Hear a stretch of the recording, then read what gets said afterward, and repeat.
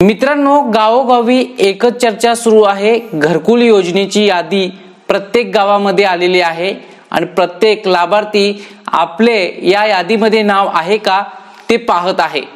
पात्र लाभार्थ्यांची यादी प्रत्येक ग्रामपंचायतीमध्ये आलेली आहे। त्यानुसार प्रत्येक पात्र लाभार्थ्याला घरकुल योजनेचा लाभ मिळणार आहे। महाराष्ट्रात घरकुलचे उद्दिष्ट प्रचंड प्रमाणात आलेले आहे। याबाबतचा मागील व्हिडिओ बनवलेला आहे। त्यानुसार प्रत्येक गावामध्ये आपली ग्रामपंचायत असते। ग्रामपंचायतीला उद्दिष्ट भरपूर प्रमाणात आलेले आहेत। 100, 60, 30 ज्या प्रमाणात घरकुलची यादी आहे त्या प्रमाणात प्रत्येक ग्रामपंचायतीला उद्दिष्ट देण्यात आलेले आहे। प्रचंड प्रमाणात घरकुल मंजूर झालेले आहेत। ज्या कुटुंबाचे कच्चे घर आहे त्या कुटुंबाला पक्के घर बांधण्यासाठी प्रधानमंत्री घरकुल आवास योजना ग्रामीण हे ग्रामीण भागात चालू झालेला आहे आणि या योजनेसाठी अनुदान सुद्धा भेटतं।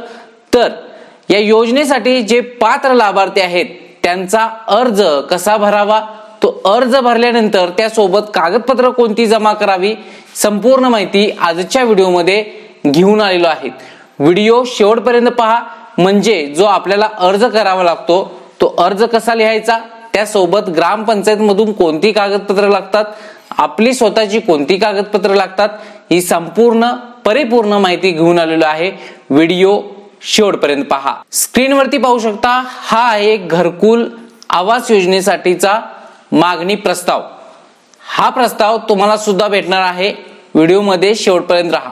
घरकुल मंजूर वर्ष कोणतं असणार आहे? 2025। प्रधानमंत्री आवास योजना ग्रामीण, त्याचबरोबर ग्राम विकास अधिकारी घरकुल मागणी प्रस्ताव। आता ग्रामपंचायत अधिकारी असे नाव आहे। इथे ग्रामपंचायतीचं नाव येईल, तालुका आणि जिल्हा इथे नमूद केला जाईल। पंचायत समितीचं नाव येईल, गट विकास अधिकारी यांना ग्रामसेवक पत्र लिहित आहेत। पाहू शकता, वरील विषयास अनुसरून करवण्यात येते की ग्रामपंचायतीचं नाव येईल या कॉलम मध्ये आणि पहा लाभार्थीचं नाव, जो कोण पात्र लाभार्थी आहे घरकुलसाठी त्याचं नाव, त्याचं वय, त्यानंतर त्याच्या पत्नीचे नाव, तिचं वय किंवा पतीचे नाव, तिचे वय, गावचे नाव येणार, वस्तीचे आणि तालुकाचं नाव येणार।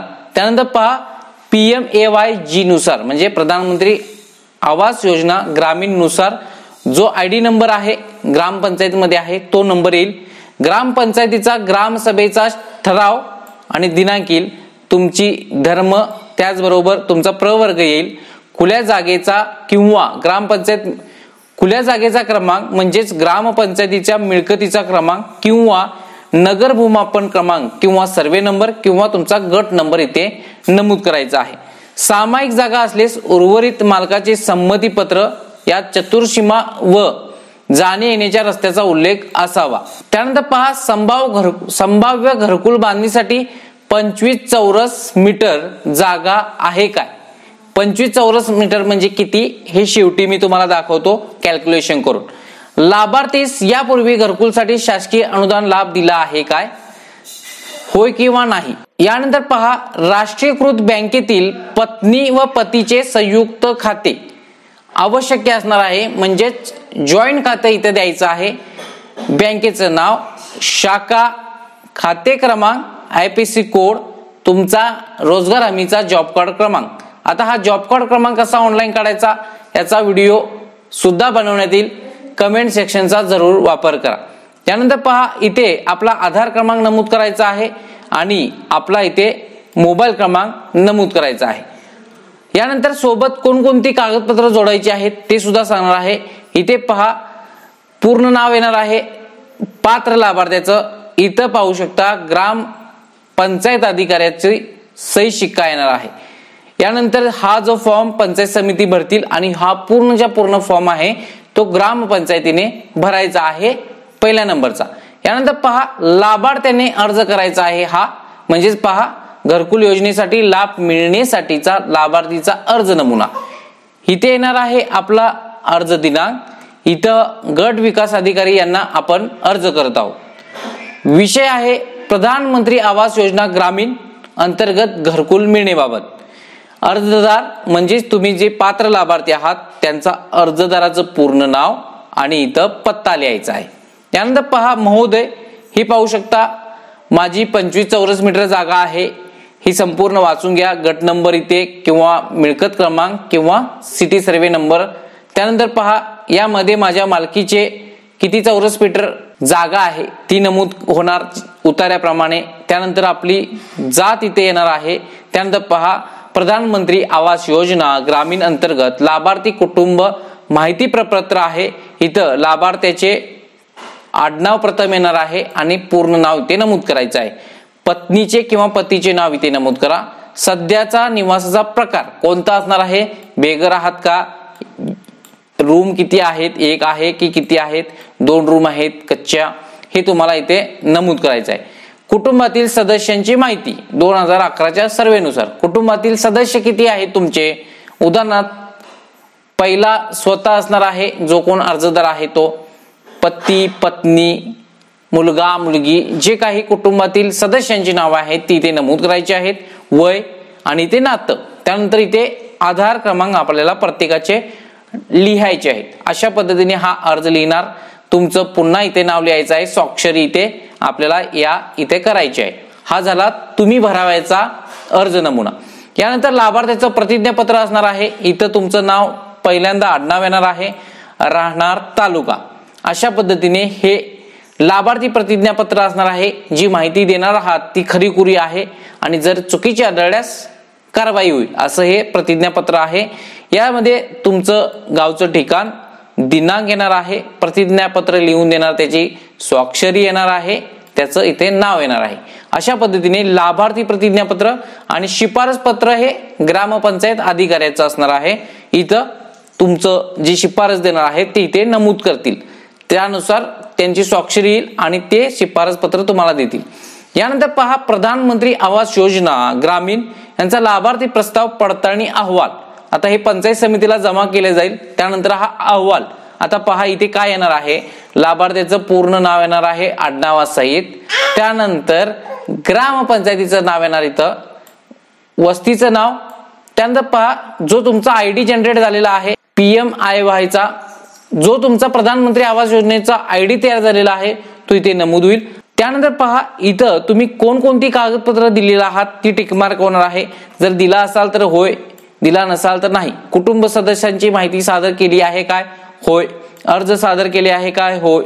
हे सर्व माहिती पंचायत समिती लेवलला माहिती घेतील आणि त्यानुसार पहा इथं अर्जदाराची पुन्हा इथे स्वाक्षरी येणार आहे, विस्तार अधिकारी यांची स्वाक्षरी येणार आहे, गट विकास अधिकारी यांची स्वाक्षरी येणार आहे.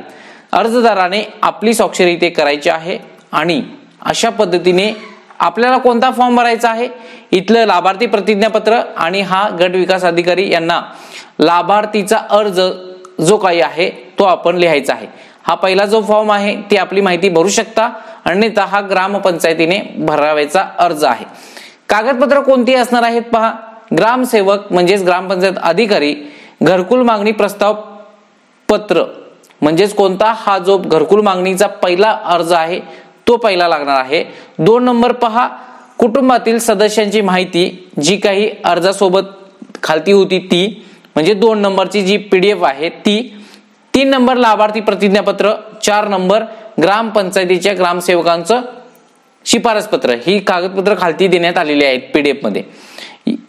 यादी वाचन ग्रामसभा इतिवृत्त पृष्ठाची झेरॉक्स म्हणजे ग्रामसभेचा ठराव, जागेचा उतारा आपल्याला सोबत जोडायचा आहे, जॉब कार्डची झेरॉक्स, आधार कार्ड आपली सर्वांची घरातली.